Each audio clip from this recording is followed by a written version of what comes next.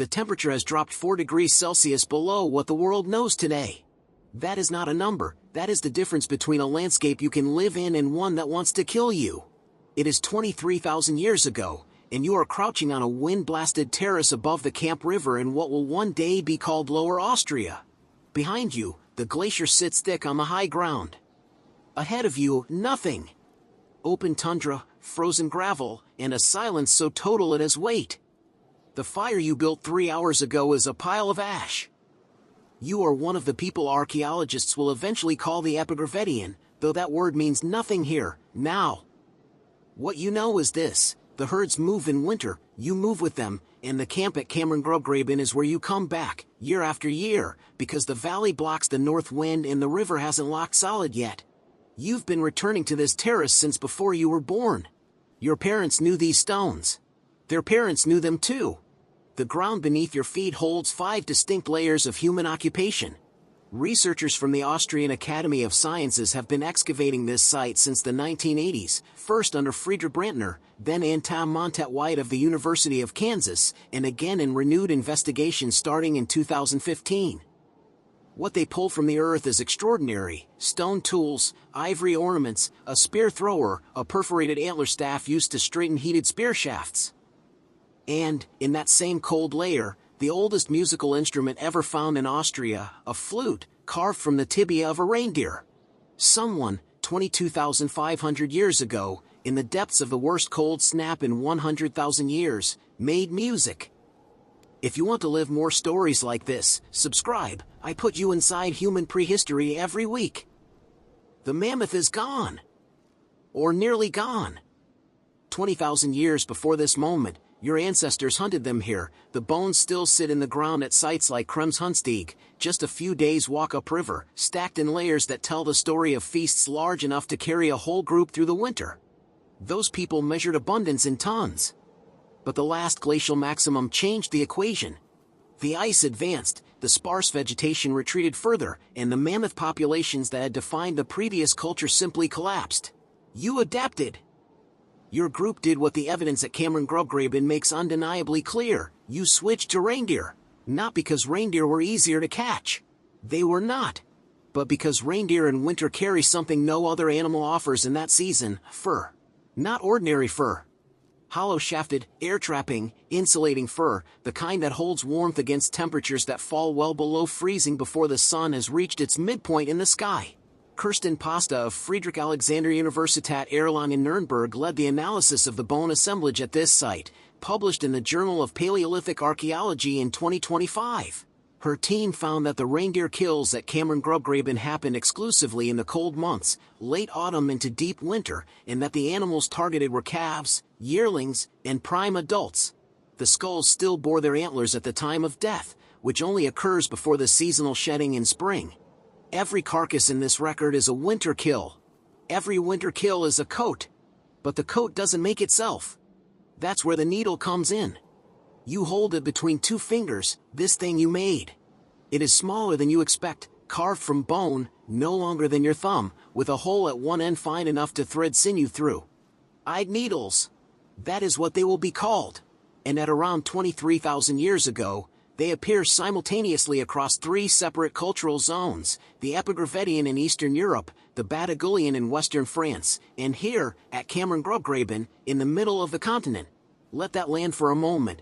3 distinct human groups, separated by hundreds of kilometers of frozen tundra, all arrived at the same technological solution within the same geological window. Researchers at the site have recovered a remarkable number of these needles, not 1 or 2, but enough to suggest that sewing was a primary activity here, as central to survival as the hunt itself. With an eyed needle, you don't drape a hide over your shoulders. You construct a garment. Tight seams, fitted sleeves, waterproof joins at the wrists and throat. The difference between a draped pelt and a tailored skin suit is, in those temperatures, the difference between frostbite and walking out of camp in the morning. Archaeology used to assume Ice Age technology was mostly about killing things. Kammern-Grubgraben forces a revision: it was just as much about dressing yourself afterward. If you want to keep living these moments, hit like, it helps more people find this channel. Now pull back. Wider. You are not alone in surviving, but where you survive matters enormously, in ways that will echo for the next 15,000 years. In 2023, a team led by Cosimo Post of the University of Tübingen and the Max Planck Institute for Evolutionary Anthropology published the largest ancient DNA study of European hunter-gatherers ever assembled, 356 prehistoric genomes spanning 35,000 to 5,000 years ago, including, for the first time, individuals who actually lived through the last glacial maximum. The results redrawn the entire map of who survived and where. The Gravettian people, the broad culture that preceded yours, widespread across Europe from roughly 32,000 to 24,000 years ago, were not a single population. Genetically, the groups living in what is now France and Iberia were distinct from those living in Central Europe, in what is now the Czech Republic, and from those in Italy. They made similar tools. They carved similar figurines, but they were different peoples. And when the ice peaked, those differences became a question of extinction. The Western groups, the ones pushed into the relatively milder corridor of southwestern France and the Iberian Peninsula, held on. Their gene pool runs continuously, without interruption, for at least 20,000 years. Their descendants are the Solutrean, and after them the Magdalenian, the people who will cover the cave walls of Lascaux and Altamira with bison and horses once the world begins to warm. In southern Spain, at Cueva del Malmuerzo in Granada, researchers recovered the genome of an individual dated to 23,000 years ago, smack in the middle of the glacial maximum, whose DNA connects the pre-LGM Aurignacian lineage directly to the post-LGM Magdalenian.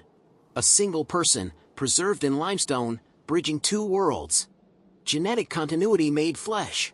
The populations in Central and Southern Europe were not so fortunate. After the peak of the cold, they are simply gone from the record, genetically replaced. Post's team found no surviving contribution from the pre-LGM Gravettian groups of the Czech Republic or Italy to any later European population. New people arrived, from the Balkans, carrying different ancestry, and occupied the spaces the cold had emptied. An entire human lineage vanished. Not by catastrophe, but by attrition, by cold, by starvation, by the quiet mathematics of populations too small to recover from a bad winter. Back on your terrace above the Camp River, you do not know any of this. You do not know that the groups your distant cousins belong to, 2 weeks' walk to the east, are dwindling to silence. You do not know that the people who will repopulate Central Europe in a few thousand years will come from entirely different stock. You do not know that your own gene pool, or something close to it, if you are among the Western survivors, will carry forward into a warmer world and eventually into people standing in front of cave walls, painting. What you know is the needle in your hand, the hide stretched across the flat stone beside you, the sound of wind finding gaps in the rock shelter walls, the smell of whatever meat remains from yesterday's cache, a stone-lined pit the size of a burial, dug into permafrost that will keep it frozen until you need it. Your own refrigerator, carved into the earth 22,500 years before the invention of everything else. There is a reindeer bone flute somewhere in this camp.